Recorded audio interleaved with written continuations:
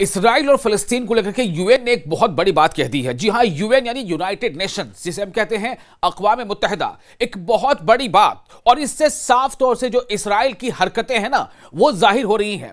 अब मामला यह है कि दरअसल इसराइल के बारे में तंबीह कौन करे, क्योंकि इसराइल को सपोर्ट करने वाले भी वही ममालिक हैं जिन्होंने कई बार जो है ये एहसास दिलाया है कि हम इसराइल के साथ हैं, भले वो ज़बानी तौर पर कहें या ना कहें।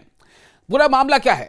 मकबूजा फिलिस्तीनी इलाकों से, यानी ऐसे फिलिस्तीनी इलाके जहां पर इसराइल ने कब्जा जमा रखा है, मकबूजा फिलिस्तीनी इलाकों से फिलिस्तीनियों का जबरी इनखला जंगी जुर्म है, यह कह दिया अक़वाम मुत्तहिदा ने। अक़वाम मुत्तहिदा की इस बात के कहने से क्या जाहिर हो रहा है? इससे यह जाहिर हो रहा है कि इसराइल जबरदस्ती फिलिस्तीनियों को उनकी जमीन से बेदखल कर रहा है, जबरदस्ती जुल्म कर रहा है, उन्हें मार रहा है, डरा रहा है, धमका रहा है, उनके साथ उनके घरों को तबाह कर रहा है, मिसमार कर रहा है, उनके लोगों को गिरफ्तार कर रहा है। क्यों? सिर्फ इसलिए कि इसराइल चाहता है कि जबरदस्ती अपना जो कब्जा है फिलिस्तीन पर, उसको और बढ़ाता जाए, वसी करता जाए। अक़वाम मुत्तहिदा यानी यूनाइटेड नेशंस के दफ्तर बराए इंसानी हुकूक यानी ह्यूमन राइट्स को लेकर के जो अक़वाम मुत्तहिदा का यूनाइटेड नेशंस का अपना जो विंग है, जो चैप्टर है, जो दफ्तर है, उसने वाजे किया है कि मकबूजा फिलिस्तीनी इलाकों में फिलिस्तीनियों का मुस्तकिल जबरी इनखला, जबरदस्ती उनको बेदखल करना, यह इंटरनेशनल लॉ के तहत खुला जंगी जुर्म है। यह यूनाइटेड नेशंस कह रहा है, यह संयुक्त राष्ट्र संघ कह रहा है कि यह जुर्म है, यह खुला जंगी जुर्म है, यानी ये वॉर ऑफ क्राइम है, क्राइम ऑफ वॉर जिसे कहते हैं। ठीक है, तो ये कौन कह रहा है? यूनाइटेड नेशन कह रहा है। और काबिज इसराइल की जानिब से गरब उर्दन पर नाम निहाद खुद मुख्तारी के दावे और इसके हिस्सों को हड़प करने की कोशिशें आलमी कानून की सरी खिलाफ वर्जी हैं, इंटरनेशनल लॉज की वायलेशंस हैं। एक्चुअली दफ्तर है, ये जो यूनाइटेड नेशंस का जो इंसानी हुकूक का जो दफ्तर है, उसने अपने जारी करदा बयान में कहा है कि फ़लस्तीनी अवाम के खिलाफ मुसलसल ढाए जाने वाले मजालिम, जिनमें घरों की मिसमारी, इमलाक की जब्ती, काबिज सेहोनी आबादकारों और काबिज फोर्सेस के हमले शामिल हैं। जो सेटलर्स हैं, जिनको इसराइल ने वहां बसाया है फ़लस्तीनी जमीनों पर, वो हमले करते हैं फ़लस्तीनियों पर। एक तो उनको जबरदस्ती फ़लस्तीनी जमीन हथिया करके उनको बसाया गया, अब वो उन इलाकों पर फ़लस्तीनियों को और हमले करते हैं, परेशान करते हैं जहां पर फ़लस्तीनी फिलहाल रह रहे हैं। तो ये वहां पर हालात हैं। ये कौन कह रहा है? ये यूएन का वो दफ्तर कह रहा है जो हुकूक इंसानी का दफ्तर है, ह्यूमन राइट्स का दफ्तर है। उसने ये कहा है कि काबिज फोर्सेस के हमले और जो वहां पर सेहोनी आबादकार है, जो सेटलर्स है, जिनको इसराइल वहां बसाया है, उनके हमले शामिल है। ये सब एक मुनज़्ज़म और तयशुदा पॉलिसी के तहत होने वाली संगीन खिलाफ वर्जियां हैं। यानी ये इक्का दुक्का वाकयात कभी कदार हो जा रहे, ऐसी बात नहीं है। ये एक बड़ी प्लानिंग का हिस्सा है, जो मरहलावार, यानी जब जरूरत हो दुनिया को दिखाने के लिए, तो जंग भी हो रही है, आसमानी हमले भी हो रहे हैं, बहरिया से भी हमले हो रहे हैं, जमीनी हमले भी हो रहे हैं, दुनिया को यह बताने के लिए कि देखिए हमने जंग बंदी कर दी, जंग रोक दी गई, अब हमले नहीं हो रहे हैं। लेकिन वो तमाम चीजें हो रही हैं। जो इसराइली सेटलर्स हैं, सेहोनी आबादकार हैं, वो हमले कर रहे हैं फ़लस्तीनियों पर। इसराइली फौजी वो भी हमले कर रहे हैं और जबरन फ़लस्तीनियों को उनके अपने घरों से बेदखल करने की लगातार कोशिशें हो रही है।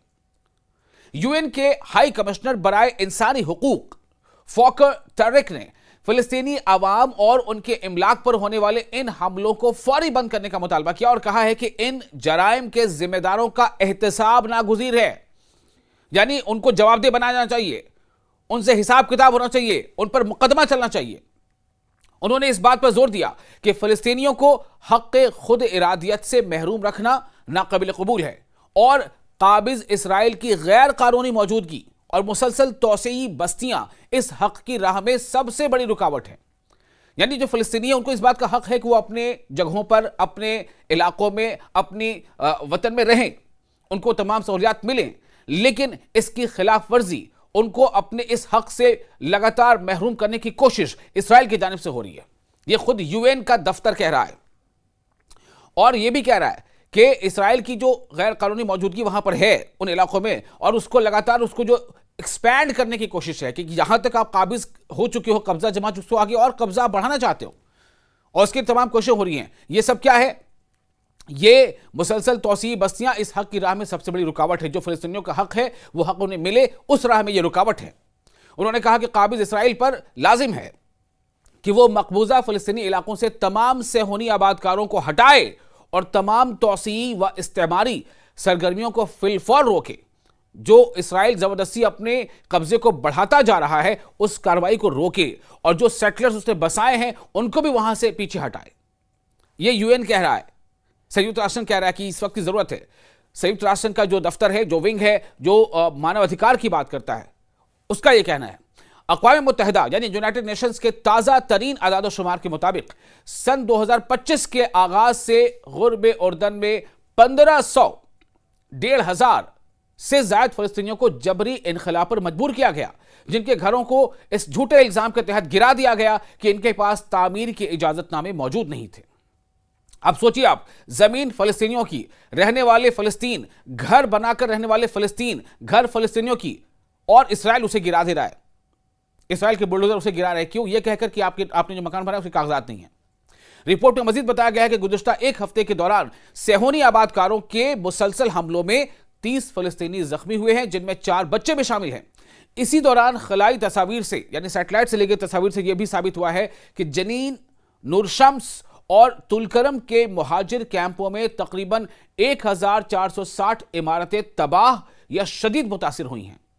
इसी तसलसल में, इसी कॉन्टिन्यूटी में बयान में कहा गया है कि सेहूनी आबादकारों यानी जो इजरायली सेटलर्स वहां पर हैं, सेहूनी आबादकारों ने रामल्ला के करीब खरबा अबू फलाह गांव में एक घर को आग भी लगा दी, जिससे 6 अफराद पर मुस्तकिल एक पूरा खानदान, जिसमें 6 लोग रहते थे, पूरा खानदान जो बेघर हो गया। संयुक्त राष्ट्र संघ यानी यूनाइटेड नेशन यानी अक़वाम मुत्तहिदा ने यह भी दस्तावेजी शक्ल में वाज़ेह किया है कि 4 फलस्तीनियों को, जिनमें 3 मासूम बच्चे शामिल थे, काबिज फोर्सेज ने 4 से 10 नवंबर के दरमियान गुर्बे उर्दन में शहीद किया। इस तरह साल के आगाज से अब तक काबिज फोर्सेज के हाथों शहीद होने वाले बच्चों की तादाद 45 हो गई है। यानी जो बच्चे मारे गए, छोटे बच्चे हैं, मारे गए हैं, तो उन्हें यह भी कहा जाता है वो शहीद हो गए क्योंकि वो अपने हक को हासिल करने की राह में मारे गए।